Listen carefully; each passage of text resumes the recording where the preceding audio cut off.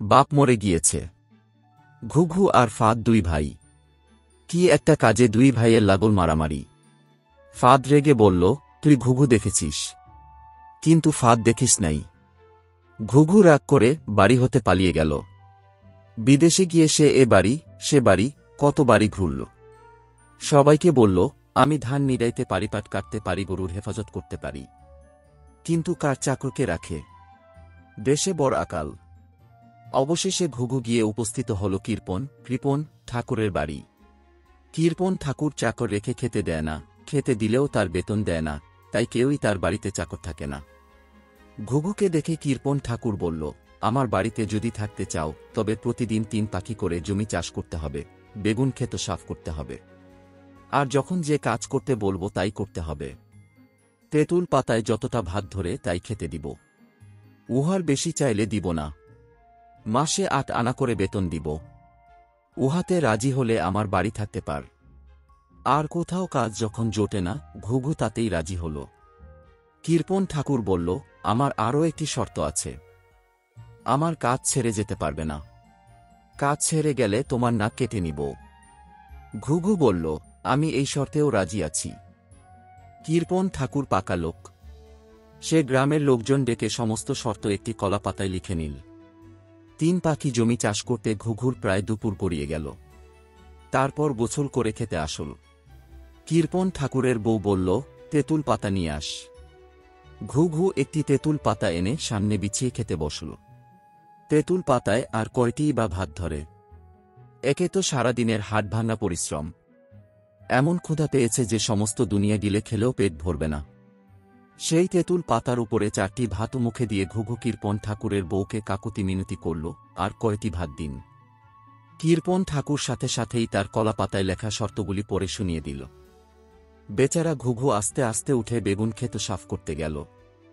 রাতে আবার সেই তেঁতুল পাতায় বাড়া ভাত। সারাদিনের হাত ভাঙা খাটুনি। 3-4 দিনেই ঘুঘু একেবারে আধমরা হয়ে গেল। তখন চাকরি না ছাড়লে জীবন যায় যায় অবস্থা, কিন্তু যখনই কৃপণ ঠাকুরের কাছে চাকরি ছাড়ার কথা বলেছে তখনই সে তার নাকটা কেটে ফেল। নেকড়া দিয়ে কোনো রকমে নাক বেঁধে ঘুঘু দেশে ফিরল। তার ভাই ফাঁদ জিজ্ঞাসা করল, কি রে, তোর নাকটা কাটা কেন? ঘুঘু কেঁদে সমস্ত ঘটনা খুলে বলল। শুনে ফাঁদ বলল, ভাই, তুমি বাড়ি থাক, আমি যাব কৃপণ ঠাকুরের বাড়ি চাকরি করতে। ঘুঘু কত বারণ করল, ফাঁদ তা কানেও নিল না। সে বলল, কৃপণ ঠাকুর ঘুঘু দেখেছে কিন্তু ফাঁদ দেখে নাই। আমি তাকে ফাঁদ দেখিয়ে আসতেছি। ফাঁদ গিয়ে কৃপণ ঠাকুরের বাড়িতে উপস্থিত। জিজ্ঞাসা করল, আপনারা কোনো চাকর রাখবেন? কৃপণ ঠাকুর বলল, আমার একজন চাকর ছিল, সে অল্প কয়দিন হয় চলে গেছে। তা তুমি যদি থাকতেই চাও তবে আমার কয়েকটি শর্ত আছে, তা যদি মেনে নাও তবেই তোমাকে রাখতে পারি। ফাঁদ জিজ্ঞাসা করল, কি কি শর্ত? কৃপণ ঠাকুর কলার পাতায় লেখা আগের চাকরের শর্তগুলি তাকে পড়ে শোনাল। প্রতিদিন 3 পাখি করে জমি চষিতে হবে, বেগুন ক্ষেত সাফ করতে হবে, আর যখন যে কাজ বলবো তা করতে হবে। তেঁতুল পাতায় করে ভাত দিব। মাসে 8 আনা 5 পয়সা করে বেতন। চাকরি ছেড়ে গেলে নাক কেটে রাখব। ফাঁদ সমস্ত শর্ত মেনে নিয়ে বলল, আমারও একটি শর্ত আছে। আমাকে চাকরি হতে বরখাস্ত করতে পারবেন না। বরখাস্ত করলে আমি আপনার নাক কেটে নিব। কৃপণ ঠাকুর বলল, বেশ, তাতেই আমি রাজি। সে পাড়ার আরও 10 জনকে ডেকে সাক্ষী মেনে আর একটা কলাপাতা সমস্ত শর্ত লিখে নিল। সকালে ফাঁদ চলল খেতে লাঙল চষিতে। সে 3 পাখি জমির এদিক হতে ওদিকে দিল 1 রেখ, আর ওদিক হতে এদিক দিল 1 রেখ। এইভাবে সমস্ত জমিতে 3-4টি রেখ দিয়ে গরু বাছুর নিয়ে বেলা 10টা না বাজতেই বাড়ি ফিরে আসল। এসেই বলল, খেতে লাঙল দেওয়া শেষ হয়েছে, এখন আমাকে খেতে দাও।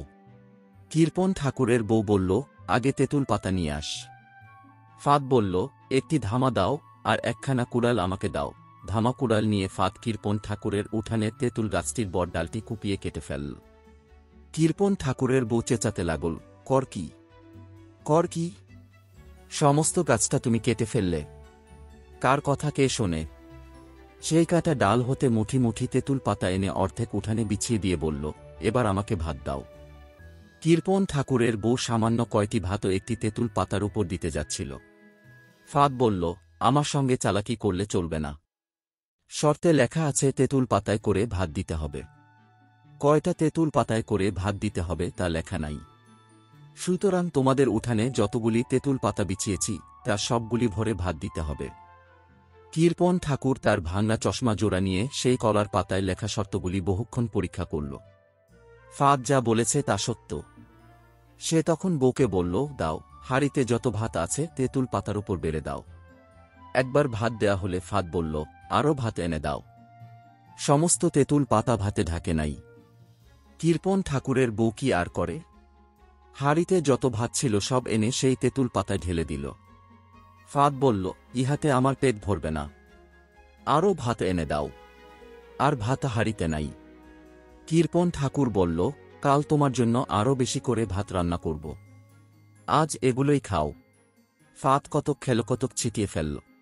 তারপর ঢেকুর তুলতে তুলতে হাত মুখ ধুতে লাগল। বিকাল হলে কৃপণ ঠাকুর ফাঁদকে বলল, বেগুন ক্ষেত সাফ করতে।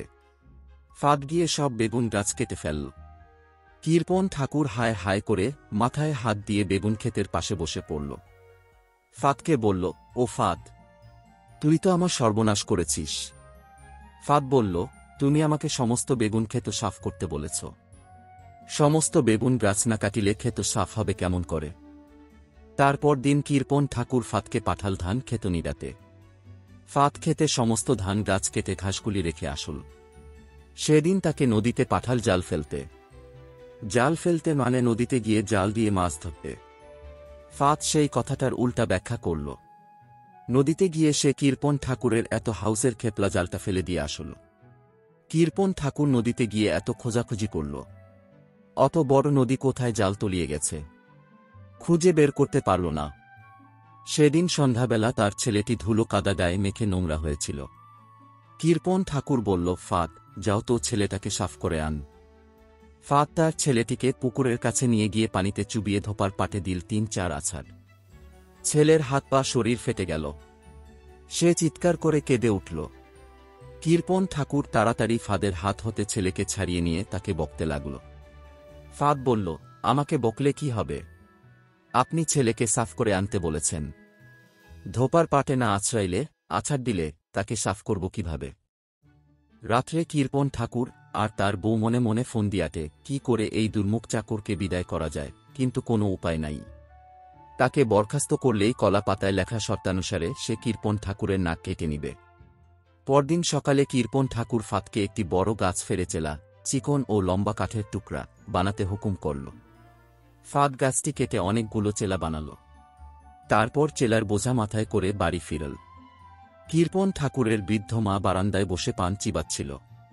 ফাঁদ তাকে গিয়ে জিজ্ঞাসা করল, খড়ির বোঝা কোথায় নামাব? সারা উঠান খালি পড়ে আছে, যেখানে সেখানে নামান যায়। তবুও ফাঁদ এই সামান্য ব্যাপারটির জন্য বুড়িকে জিজ্ঞাসা করায় বুড়ি ভীষণ রেগে গেল। সে বলল, বুঝতে পার না কোথায় নামাতে হবে? আমার ঘাড়ে নামাও। যেই বলা অমনি ফাঁদ খড়ির বোঝা বুড়ির ঘাড়ের উপর ফেলে দিল। ঘাড়ের উপর এতগুলো কাঠের ভার সইতে না পেরে বুড়ি দাঁত কেলিয়ে মরে গেল। কৃপণ ঠাকুর ফাঁদকে কিছু বলতেও পারে না, কারণ সে বুড়ির আদেশ মতোই কাজ করেছে। ফাঁদকে বাড়ি হতে তাড়িয়ে দিতে গেলেও সে তার নাক কেটে নিবে। ফাঁদকে নিয়ে কি করা যায়? প্রতিদিন সে একটা না একটা অঘটন করে বসে। অনেক ভেবে চিন্তে কৃপণ ঠাকুর ঠিক করল, সে আর তার বউ তীর্থযাত্রা গিয়ে অন্তত কিছুদিনের জন্য ফাঁদের হাত হতে রক্ষা পাবে। যাওয়ার সময় কৃপণ ঠাকুর ফাঁদকে বলল, ফাঁদ, আমরা চললাম, তুই বাড়িঘর দেখিস। ফাঁদ জবাব দিল, আর বলতে হবে না, তোমরা নিশ্চিন্তে চলে যাও, আমি সব দেখব। কৃপণ ঠাকুর চলে গেল। ফাঁদ তার ভাই ঘুঘুকে ডেকে এনে বাড়ির সর্বেসর্বা হয়ে বসল। বাড়িতে আম, জাম, কাঁঠাল, সুপারি, নারিকেল, কত রকমের গাছ। দুই ভাই সেই সব গাছের ফল বিক্রি করে অনেক টাকা জমাল। তার মধ্যে গ্রামে আসল সেটেলমেন্টের আমিন। ফাঁদ কৃপণ ঠাকুরের বাড়িঘর, জমাজমি সকল নিজের নামে লেখিয়ে নিল। কিছুদিন পরে তীর্থ থেকে কৃপণ ঠাকুর আর তার বউ দেশে ফিরল। ফাঁদ তাদের বাড়িতে ঢুকতে দিল না। সে বলল, এ বাড়ি তো আমাকে বেঁচে গিয়েছ, দেখ না গিয়ে সেটেলমেন্টের অফিসে, সেখানে বাড়ি আমার নামে লেখা হয়েছে। গচ্ছিত টাকা পয়সা যা ছিল তা কৃপণ ঠাকুর তীর্থে গিয়ে খরচ করে এসেছে। ফাদের নামে মামলা করা টাকা পাবে কোথায়? আর মামলায় জিতলেই বা কী হবে? কলার পাতায় লেখা যে শর্তে সে ফাদের সঙ্গে আটকা পড়েছে তাহা হতে কে তাকে রক্ষা করবে? কৃপণ মেলার বাড়িতে ফাদ আর ঘুঘু সুখে বাস করতে লাগল। কৃপণ ঠাকুরের উপর কারও কোনো দয়া নাই, কারণ সে বিনা অপরাধে ঘুঘুর নাক কেটেছিল। সে গ্রামের কোনো মানুষের কোনো উপকার করে নাই বা কাউকেই কোনোদিন ৮ পয়সাও দান করে নাই।